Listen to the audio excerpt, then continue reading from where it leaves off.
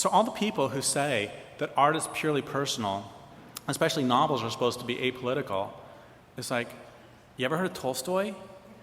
How about Steinbeck? Charlotte Perkins Gilman, Upton Sinclair.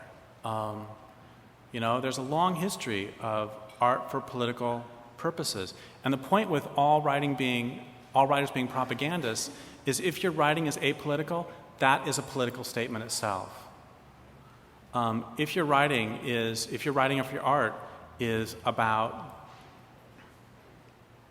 how romantic love is the solution to all of our problems, that is a political statement. And gosh, do you think that helps the capitalists? Okay, so what we need is we need an entirely different set of stories. And we need these stories not just because we need different stories. We need these stories because we need a different reality. And the reason I write my books is not just to write books. The reason I write my books is to help build a culture of resistance that will stop this culture from killing the planet. I don't write books just so people can enjoy them, which is nice if they do. But what I want to live in a world that has more wild salmon every year than the year before. And I want to live in a world with more fish in the oceans every year than the year before. And I want to live in a world that has less dioxin in every mother's breast milk every year than the year before.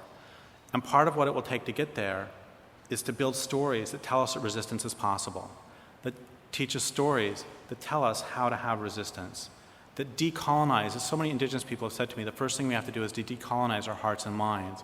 And so we need different stories that will tell us this.